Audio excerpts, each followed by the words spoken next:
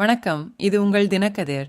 Armstrong கொலை வழக்கில் பாஜகவுடன் தொடர்புடைய மற்றொரு நபரை சென்னை போலீசார் புதன்கிழமை இரவு கைது செய்தனர்.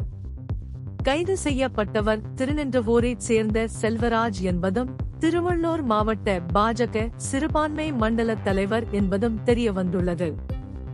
இந்த விசாரணையின் எதிரொலியாக வழக்கறிஞர் மலர்கொடியை கட்சியில் இருந்து நீக்கி அதிமுக பொதுச் செயலாளர் எடப்பாடி பழனிசாமி வியாழக்கிழமை அறிக்கை வெளியிட்டார்.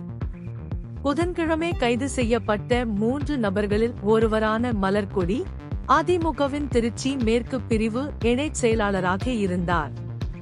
கட்சியின் கொள்கைகளுக்கு எதிராக செயல்பட்டதற்காக மலர்கொடி கட்சியின் அனைத்து பதவிகள் மற்றும் முதன்மை உறுப்பினர் பதவிகளில் இருந்து நீக்கப்பட்டுள்ளதாக பழனிசாமி தெரிவித்துள்ளார். மற்றொரு பெண் வடசென்னையில் பாஜகவின் கீழ்மட்ட செயல்பாட்டாளரான அஞ்சலை தற்போது தலைமறைவாக உள்ளார். அவரை தீவிரமாக தேடி வருவதாக போலீஸ் வட்டாரங்கள் தெரிவிக்கின்றன. மேலும் ஆகஸ்ட் 2023 இல் கொல்லப்பட்ட ஆற்காடு சுரேஷுடன் தொடர்புடையவர் என்று நம்பப்படுகிறது. ஆம்ஸ்ட்ராங் கொலை வழக்கில் குற்றம் சாட்டப்பட்டவர்களில் சுரேஷின் சகோதரர் பொன்னை பாலுவும் ஒருவர்.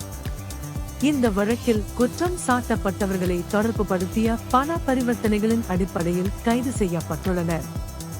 மலர்கொடியுடன் ஹரிஹரன், சதீஷ் என்ற இருவரையும் போலீசார் புதன்கிழமை கைது செய்தனர். மலர்கொடி 2001 இல் படுகொலை செய்யப்பட்ட வரலாற்றாசிரியர் சேகரை மணந்தார்.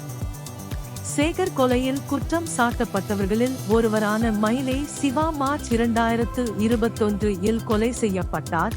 மேலும் அந்த வழக்கு தொடர்பாக மலர்கொடியின் மகன்கள் கைது செய்யப்பட்டனர். ஆம்ஸ்ட்ராங் கொலை தொடர்பான விசாரணையில் சங்கங்களின் சிக்கலான வலை மற்றும் முந்தைய குற்றச் செயல்கள் தெரியவந்துள்ளன. இது பல கைதுகளுக்கு வழிவகுத்தது மற்றும் கூடுதல் சந்தேக நபர்களை தேடுகிறது. இது உங்கள் தினக்கதிர். நன்றி.